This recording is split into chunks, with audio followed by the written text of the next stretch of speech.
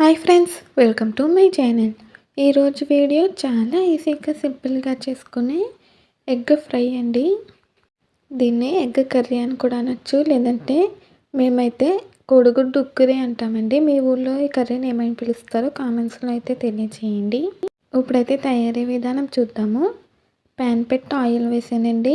తర్వాత అందులోకి సన్నగా కట్ చేసిన ఉల్లిపాయ ముక్కలు, పచ్చిమిర్చి వేసి వేయించాలంటే దీన్ని ఎగ్ బుజ్జి అని కూడా అనొచ్చు. మనకి రైస్లోకి చపాతీలోకి కూడా చాలా అంటే చాలా బాగుంటుందండి.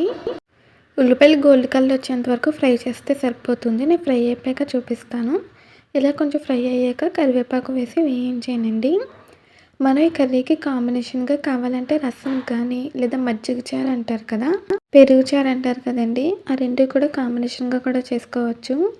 కానీ ఒక కర్రీ ఉంటే చాలండి, అన్నం మొత్తం కూడా కడుపు నిండా తినేయచ్చు, అంత టేస్టీగా ఉంటుంది.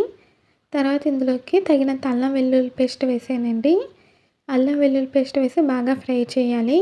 పచ్చివాసన పోయేంత వరకు కూడా వేయించాలి. నేను ఫ్రెష్గా చేసి వేసానండి. ఫ్రెష్గా చేసి వేస్తే టేస్ట్ అయితే ఇంకా బాగుంటుంది. ఇప్పుడైతే మనకి అల్లం పేస్ట్ కూడా ఫ్రై అయిపోయిందండి. తర్వాత తగినంత పసుపు, తగినంత కారం వేసుకోవాలి. కారం మన టేస్ట్కి తగ్గట్టుగా వేసుకోవాలండి. ఇప్పుడు రుచికి సరిపడా ఉప్పు వేసాను. తర్వాత కొంచెం గరం మసాలా పొడి వేసానండి. గరం మసాలా పొడి వేయడం వల్ల ఫ్లేవర్ అనేది బాగుంటుంది. జస్ట్ చాలా తక్కువ వేసానండి ఫ్లేవర్ కోసం. ఇప్పుడైతే బాగా కలిపి ఈ మసాలాను కూడా ఆయిల్లో ఒక 2 నిమిషాల పాటు వేయించానండి. ఇలా ఆయిల్లో ఫ్రై చేయడం వల్ల మనకి టేస్ట్ అనేది సూపర్గా ఉంటుంది. చూడండి, ఇలా ఆయిల్ సపరేట్ అయ్యేంత వరకు కూడా వేయించాను. తర్వాత ఇందులోకి మనం ఎగ్స్ని అయితే వేసుకోవాలండి. ఎగ్స్ని బ్రేక్ చేసి వేసుకోవాలి. నేనైతే ఇక్కడ 3 ఎగ్స్ వేసానండి.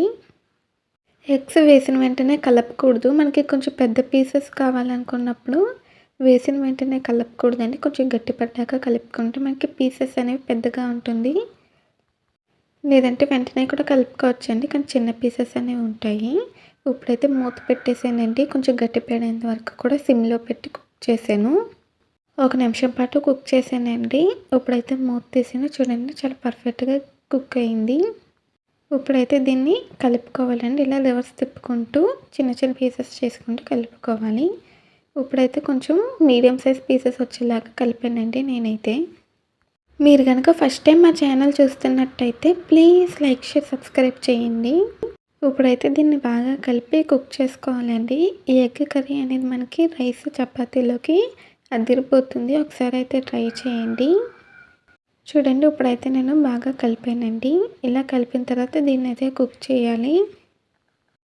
ఇది లంచ్ బాక్స్ రెసిపీగా కూడా చేసుకోవచ్చండి. నేను అసలు ఇందులో వాటర్ అనేది వేయలేదు. సిమ్లో పెట్టి ఎగ్ని బాగా కుక్ చేశాను. దీన్ని అయితే మధ్య మధ్యలో కలుపుకుంటూ బాగా ఫ్రై చేయాలండి. ఆయిల్ సపరేట్ అయ్యేంత వరకు కూడా వేయించాలి. చూడండి, మనకైతే ఆయిల్ సపరేట్ అయింది కదా. తర్వాత చివరిగా కొద్దిగా కొత్తిమీర వేసానండి. కొత్తిమీర వేసి మరొక 2 నిమిషాల పాటు ఫ్రై చేశాను. ఇంట్లో కూరగాయలు ఏమీ లేకపోతే ఇలా ఎగ్స్ ఉంటే సింపుల్గా టేస్టీగా చేసేయచ్చండి. తొందరగా కూడా అయిపోతుంది. రైస్, చపాతీలోకి అయితే అదిరిపోతుందండి. ఈ వీడియో నచ్చిందా అండి? నచ్చితే మీరు ట్రై చేస్తే ఎలా వచ్చిందో కామెంట్స్లో తెలియచేయండి. ఇప్పుడైతే నేను స్టవ్ ఆఫ్ చేసేసానండి. మనకైతే ఎగ్ కర్రీ అయితే రెడీ అయిపోయింది. ఇలా చేసి పెట్టండి. పిల్లలు అయితే ఇంకా చాలా అంటే చాలా ఇష్టంగా తింటారు. అంత బాగుంటుంది. చేయడం కూడా చాలా ఈజీ అండి. బ్యాచిలర్స్, స్టూడెంట్స్ ఉంటే ఇంకా ఈజీగా కుక్ చేసుకోవచ్చు. ఇలా సింపుల్గా టేస్టీగా చేసుకోవచ్చండి. ఈ వీడియో నచ్చితే ప్లీజ్ లైక్ చేయండి, షేర్ చేయండి, సబ్స్క్రైబ్ చేయండి, కామెంట్ చేయండి. మళ్ళీ కలుద్దాం. Bye friends.